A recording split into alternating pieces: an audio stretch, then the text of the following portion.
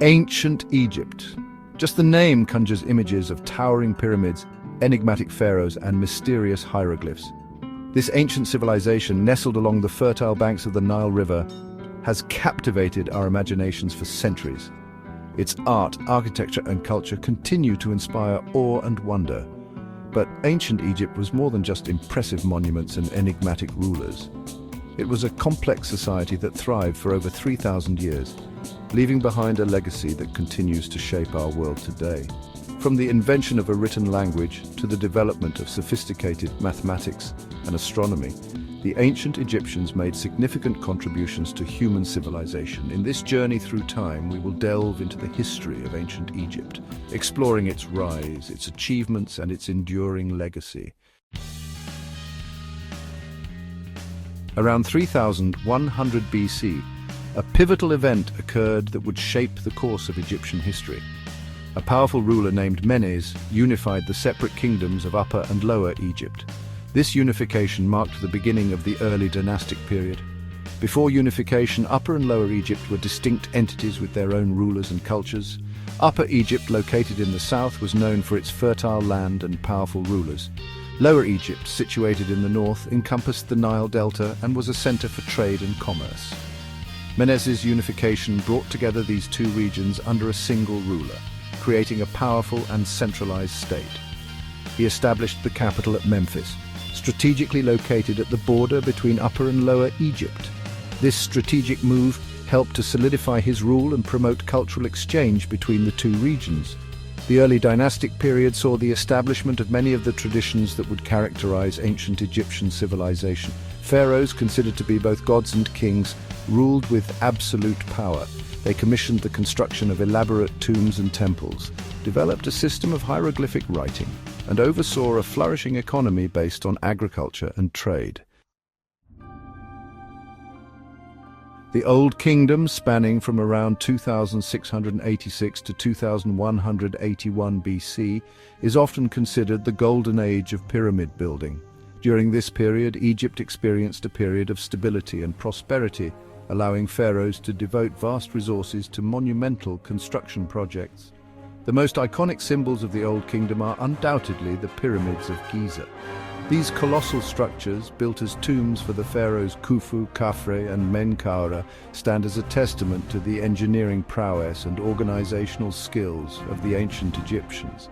The construction of these pyramids was a massive undertaking, requiring the labor of thousands of skilled workers over many years. The Great Pyramid of Giza, built by Pharaoh Khufu, is the largest of the three. It was originally over 480 feet tall and is made up of over 2 million stone blocks, each weighing an average of 2.5 tons. But the pyramids were more than just tombs. They were also powerful symbols of royal authority and religious belief. The ancient Egyptians believed that the pharaoh, upon death, would ascend to the heavens and become a star. The pyramid, with its sloping sides symbolizing rays of sunlight, was seen as a means of facilitating this ascension. A time of upheaval and renewal, the first intermediate period, the Old Kingdom's stability did not last forever. Around 2181 BC, a combination of factors, including weak rulers, drought, and provincial unrest, led to the collapse of central authority. Egypt entered a period of turmoil and fragmentation known as the First Intermediate Period. During this time, the country was divided into smaller, competing regional powers. Pharaohs struggled to maintain control, and the construction of monumental architecture such as pyramids declined. The First Intermediate Period was a time of hardship and uncertainty for many Egyptians. However, it was also a period of significant cultural development. Freed from the constraints of centralized rule, local rulers and artists began to experiment with new ideas and styles. Literature flourished, with works like the Instructions of Ptahhotep offering wisdom and guidance on how to live a virtuous life. This period of fragmentation and renewal lasted for about a century. Around 2065 BC, a new dynasty from Thebes in Upper Egypt rose to power and reunited the country, ushering in the Middle Kingdom. The Middle Kingdom, a golden age of Egyptian civilization. The Middle Kingdom, spanning from around 2065 to 1786 BC, is often considered a second golden age of Egyptian civilization. After the turmoil of the first intermediate period, Egypt was once again united under a strong central government. The Middle Kingdom pharaohs restored order and stability, expanded Egypt's borders, and undertook ambitious building projects. They also fostered a renewed sense of national unity and cultural identity. One of the most notable pharaohs of the Middle Kingdom was Senusret III. He strengthened Egypt's borders, reformed the government, and undertook extensive building projects. He is also credited with expanding trade and promoting cultural exchange with neighboring civilizations. The Middle Kingdom was a time of great literary and artistic achievement. The tale of Sinuhe, a classic work of Egyptian literature, was written during this period.